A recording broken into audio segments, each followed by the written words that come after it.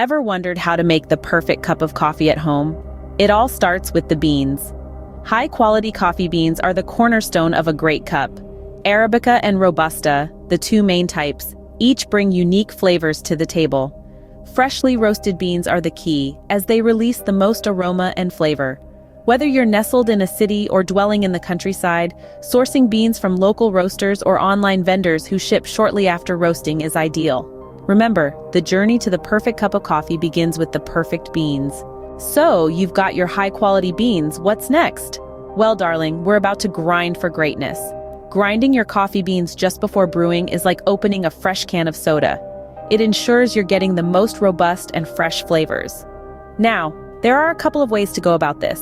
You've got your burr grinders and your blade grinders. Burr grinders crush the beans between a moving grinding wheel and a non-moving surface, giving you a consistent grind. A blade grinder, on the other hand, chops the beans up like a food processor. You might not get the same consistency, but it'll do in a pinch. Now here's a little secret. A coarse grind is generally preferable for a strong, flavorful coffee. It allows hot water to extract the maximum amount of flavor from the beans. Remember, grind your beans just before brewing to unlock the freshest flavor. Now that we've got our freshly ground coffee, let's talk about water. It's the unsung hero of your home-brewed coffee. Without fresh, cold water, your coffee won't reach its full potential. Think of water as the stage on which your coffee beans perform. The quality of that stage matters. So you'll want to use the freshest, coldest water you can find. Now let's talk ratios. For that perfect cup, you're aiming for 1 to 2 tablespoons of coffee per 6 ounces of water. Too little water, and your coffee will be strong and bitter. Too much, and it'll be weak and watery. And the temperature? It's crucial.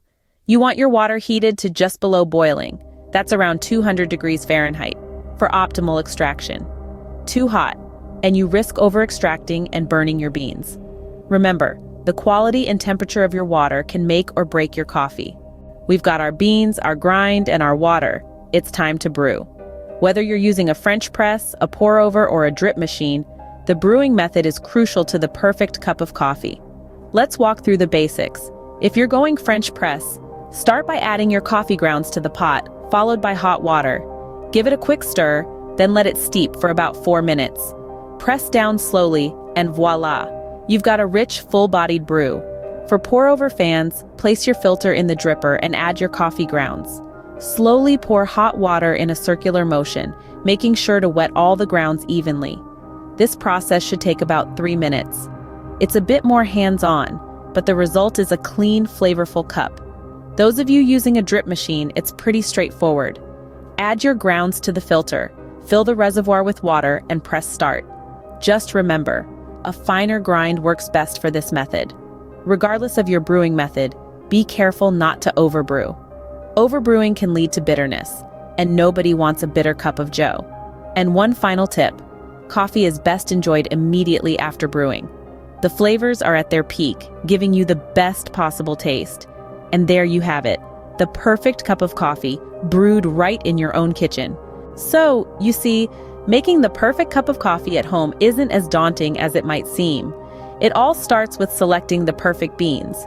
Remember, high-quality beans are the foundation of a great cup of coffee. Next, grinding your beans just before brewing will ensure their freshness and release their full flavor. The water you use is equally important. Always opt for fresh, cold water. Avoid distilled or softened water as they can compromise your coffee's taste. Then, there's the temperature of your water. Heat it up just right. Not too hot, not too cold, but a perfect 200 degrees Fahrenheit. And the final trick? Don't overdo the brewing. Overbrewing can lead to a bitter taste, something no coffee lover wants. Less is more when it comes to brewing time. With these tips in mind, you're well on your way to becoming your own favorite barista. Enjoy that perfect cup of coffee.